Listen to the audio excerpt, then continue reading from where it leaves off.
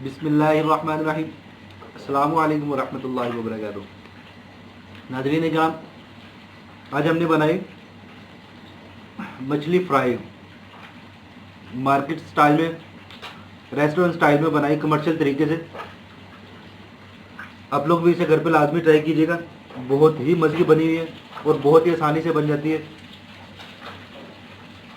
आपको अगर मेरी वीडियो अच्छी लगे इसे लाइक कीजिएगा, शेयर कीजिएगा दोस्तों और फैमिली मेम्बर्स के साथ, और मेरे चैनल को सब्सक्राइब कीजिएगा लाजमी। साथ बने हुए बेल आइकन को भी प्रेस कीजिएगा ताकि हमारी आने वाली जितनी भी वीडियोज़ हैं उसके नोटिफिकेशन आपको टाइम पे मिल जाए।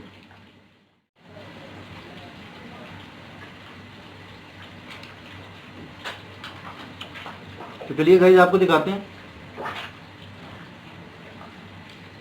रेस्टोरेंट स्टाइल में मछली कैसे फ्राई की हमने। तो गाइज़ आज मैं आप लोगों के साथ मछली ख़रीदने से लेके मछली फ्राई होने तक का सारा जो प्रोसेस है वो आप लोगों के साथ शेयर करूँगा। तो पहले तो मैं मछली मार्केट गया हूँ मछली ख़रीदने के लिए। सुबह सुबह ही पहुँच गया था वहाँ पे। अभी दुकानें लग रही थी, अभी मछली वैसे की वैसी पड़ी है। यहाँ ये मछली मार्केट लाहौर की बहुत मशहूर मछली मार्केट है गाइज़। यहाँ पे टनों के हिसाब से मछली आती है सुबह सुबह, और शाम तक जो है ना वो सारी की सारी ख़त्म भी हो जाती है, बिक भी जाती है इन लोगों की। तो मैंने जो चूज़ की है मसाला मछली फ़्राई के लिए, वो मैंने चूज़ किया राव मछली। आप लोगों को भी मैं यही सजेस्ट करूँगा कि आप लोग भी इसके लिए काला राव या बाम, इन दोनों मछलियों में से कोई एक मछली चूज़ कीजिएगा मसाला मछली फ़्राई करने के लिए। बहुत ही मज़े की बनती है गाइस, और बहुत ही आसान सा तरीका इसे बनाने का। कमर्शियल तरीके के साथ आप लोगों के साथ शेयर करूँगा। आप लोग मेरी वीडियो पूरी देखिएगा और वही स्टेप फॉलो करके इसे बनाइएगा। इंशाल्लाह बहुत ही टेस्ट आएगा आपको और बहुत ही मज़े की बनेगी।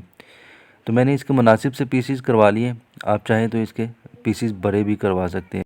तो गाइस सबसे पहले तो मछली को हम लोग एक खुले बर्तन में, बड़े बर्तन में हम लोग डाल लेंगे और इसे अच्छे से हम लोग धो लेंगे। इसके ऊपर ये जो खून वगैरह लगा हुआ है इसे अच्छे से हम लोग धो लेंगे।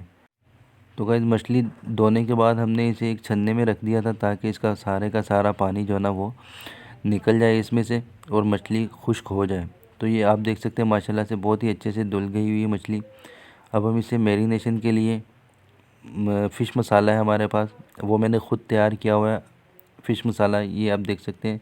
अगर आप लोग चाहते हैं कि आपके साथ फ़िश मसाले की रेसिपी शेयर की जाए तो आप काइंडली मुझे कमेंट बॉक्स में कमेंट करके बताइएगा, ताकि मैं आप लोगों के साथ नेक्स्ट वीडियो फ़िश मसाला रेसिपी की शेयर करूंगा। और ये इसके साथ मैं कुकिंग ऑयल इसमें ऐड करूंगा मैरिनेशन के लिए।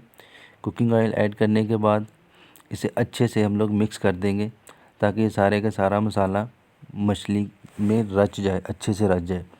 तो गाइस ये जो मसाला मैंने बनाया हुआ है ये कमर्शियल तरीके से मसाला बनाया हुआ है जो कि मार्केट में इस्तेमाल किया जाता है। तो इसे मैरिनेट करने के बाद हम लोग कम अज़ कम इसे 3 घंटे के लिए फ्रिज में रख देंगे इसी तरह से, ताकि जितना भी मसाला इस पे लगा हुआ है वो सारा इसके अंदर जज़ब हो जाए। तो गाइस मछली को मैरिनेट करके रखे हुए 3 घंटे हो चुके हैं, हमने इसे फ्रिज में रख दिया था। अब हम इसे फ्राई करेंगे। तो फ्राई करने के लिए हमने एक कढ़ाई को चूल्हे पे चढ़ा दिया, उसमें हमने कुकिंग ऑयल ऐड कर दिया, चूल्हे का फ्लेम ऑन कर दिया और कुकिंग ऑयल हमारा गर्म हो चुका हुआ है। अब हम इसमें मछली डालते जाएंगे और इसे फ्राई करते जाएंगे। तो साथ साथ मैं आपको ये भी बताता चलूँ कि मैरिनेशन के दौरान जो मैंने मसाला इस पे इस्तेमाल किया था वो मैंने ख़ुद बनाया था, और उस मसाले में मैंने क्या क्या चीज़ें ऐड की थी वो मैं आपको थोड़ा थोड़ा बता देता हूँ साथ में। उसमें मैंने नमक ऐड किया था। मैं आपको इसकी प्रॉपर मिकदार अभी इसमें नहीं बता सकता हूँ क्योंकि उसके लिए एक प्रॉपर मुझे वीडियो बनानी पड़ेगी। तो आप लोग वैसे ही सुन लीजिए कि मैंने इसमें कौन कौन सी चीज़ें ऐड की थी। मैंने इसमें नमक ऐड किया था, नंबर 1। नंबर 2 मैंने लाल मिर्च पाउडर ऐड की थी। नंबर 3 हल्दी पाउडर इसमें ऐड किया था। नंबर 4 इसमें धनिया पाउडर ऐड किया था। नंबर 5 इसमें गरम मसाला पाउडर ऐड किया था। और number 6 ginger garlic powder add किया था। इसमें लहसुन और अदरक का पाउडर ऐड किया था, ना कि उसका पेस्ट ऐड किया था। आप लोग भी मैरिनेशन को दौरान लहसुन और अदरक का पेस्ट बिल्कुल भी इस पे ऐड ना कीजिएगा। उसकी वजह ये है कि फ्राई के दौरान वो पेस्ट जो है ना वो कढ़ाई में उतर जाता है और उससे घी भी आपका काला हो जाता है और वो पेस्ट भी जो है ना वो जल जाता है। तो ये देखिए इस पे मसाला अभी तक टिका हुआ, वो उसकी वजह यही है कि इसके साथ मैंने पेस्ट नहीं यूज़ की। तो आप लोग मुझे कमेंट बॉक्स में कमेंट करके बताइएगा, मैं इंशाल्लाह आपके साथ मछली मसाला जो है ना वो लाजमी उसकी रेसिपी शेयर करूँगा और प्रॉपर एक मिकदार इसकी जो मिकदार होती है वो आप लोगों के साथ शेयर करूँगा कि इसमें कौन कौन सी चीज़ कितनी कितनी मिकदार में ऐड की जाती है। तो ये देखिए माशाल्लाह से बहुत ही अच्छे से कुक हो रही है मछली और इसकी एक फ़ाइन लुक आई है, जो कि अगर आप पेस्ट ऐड करेंगे तो उससे इसकी फ़ाइन लुक नहीं आएगी, क्योंकि वो पेस्ट खुद उतरने के साथ साथ इसका सारा मसाला भी साथ में उतार देगा। तो मछली हमारी अच्छे से फ्राई हो चुकी है गाइस। अब हम इसे किसी बर्तन में डिश आउट कर लेंगे। तो गाइस सर्दी का मौसम हो और गरम गरम मछली हो तो क्या ही बात है। आप लोग भी इसे घर पे लाजमी ट्राई कीजिएगा।